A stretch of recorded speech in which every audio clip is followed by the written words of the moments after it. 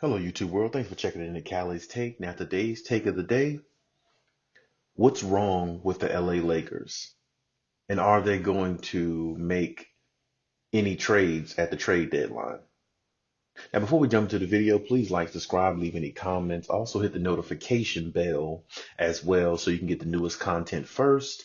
And please check out some of my older videos, my prior videos to this one. I think you'll find the content to be rather intriguing. And if you like any of the content that's put out, please leave a like and comment, and we'll go from there.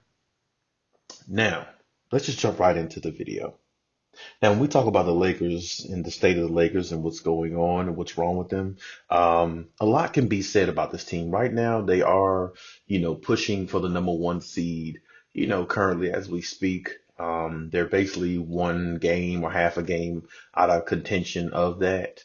Then some nights they're actually the number one seed by default, depending on which team loses between Utah and the Clippers. But that's a toss up in the air right now. But focusing on last night's game, looking at them lose to a team like the Pistons, I thought the Pistons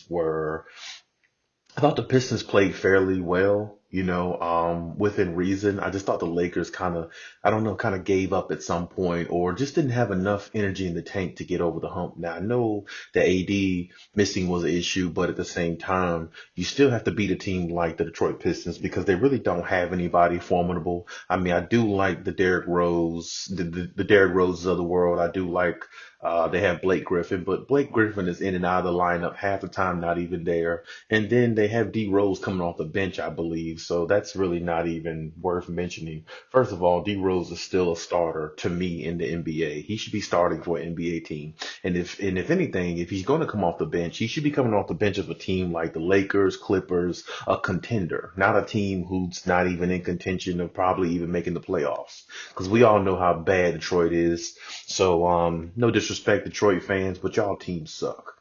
So with that being said, it's when I say what's wrong with the Lakers, I can tell you one thing that I see that's vivid. They have no size in the paint. They have Marc Gasol there, but Marc Gasol is just a body now.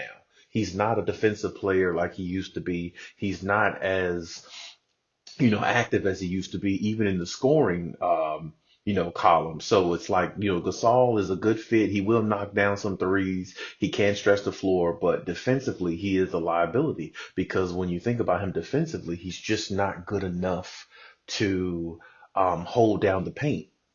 Whereas, you look at a team like the Clippers, they have Ibaka in there, a shot blocker, still can, defend at a high level, something like that. Rudy Gobert, he does average 2 or 3 blocks per game, so he can defend some. It's like when you look at the Lakers, what do they have? I mean, AD is a good defender as well, but at the same time, like AD does a lot of scoring. So if you ask him to do a lot of the scoring and play defense, now you're taking away from his offensive ability. And that's just not what the Lakers need. And definitely you can't ask LeBron to do more than what he's doing because LeBron is actually older now. So you definitely need him to, save some of his minutes and value some of his time while he's on the floor because fatigue definitely sets in the older you get. So I definitely understand where that can be an issue for them, but I hope they get out of that situation soon. I hope they, figure that out. Now, as far as making a trade or anything like that. I hope they do make some type of trades at the trade deadline. I'm pretty sure Rob Pelinka,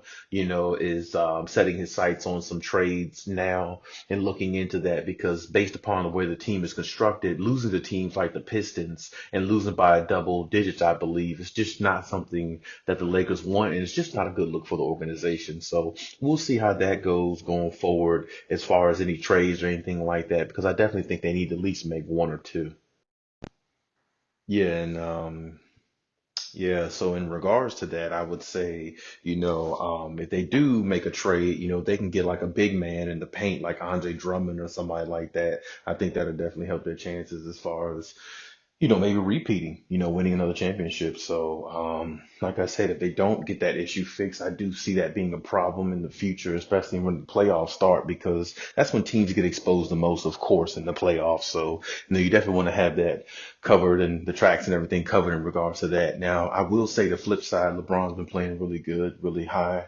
He playing on a high status these last several games. So, that's a good sign, especially from your best player. Now AD, even though like I said he was out last night, but these last couple games he hasn't been playing as aggressive as he usually has. But like I said, it's really nothing too much to be alarmed about. I think really the alarming situation is more of, like I said, the issues they have in the paint as far as, having a big man to secure the paint because, like I said on previous videos that I've made, without Dwight Howard and the likes of JaVale McGee, now your rebounding has got less. Now teams can out rebound you. Now teams can score in the paint more easier because there's nobody there to protect the rim. I mean, Anthony Davis can do that some, but as I said earlier, I mean, to ask him to go out there and score 25 and still, get 5, 6 blocks a game and, get like 25 rebounds. I'm not saying that, he's not able to do that at times, but to ask him to do it for a 72, 82 game season, it's just a lot. Plus the playoffs, that's going to be even more on him. It's just going to wear him down as the playoffs goes on. So, I'm really, anticipating to see exactly what Rob Pelinka and the staff of the Los Angeles Lakers do about that. But, going forward, like I said, I see them still be in contention for the number one seed.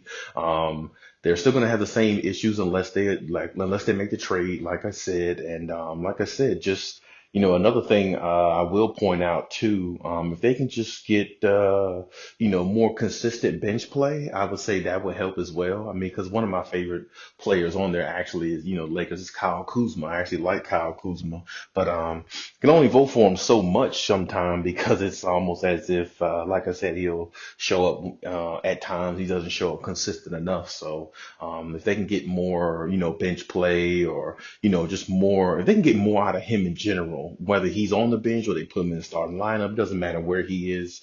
I think they need to get more out of Kyle Kuzma. If they get more out of him, I think they're definitely in good contention because the way KCP plays, Contagious Caldwell Pope, I mean, he's definitely a threat from the 3-point line. So, with his extra scoring, he's like that third scorer for them. So if they get consistent 12 to 15 out of Kyle Kuzma, they'll really be hard to beat. So, but hey, we'll see exactly how that goes. We'll see how the season pans out for him.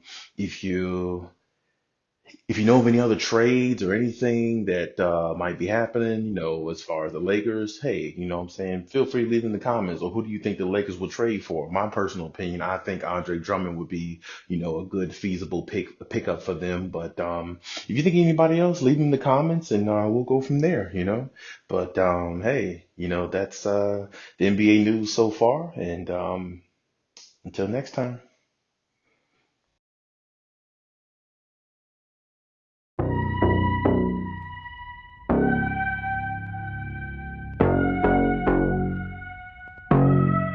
Reshoot that.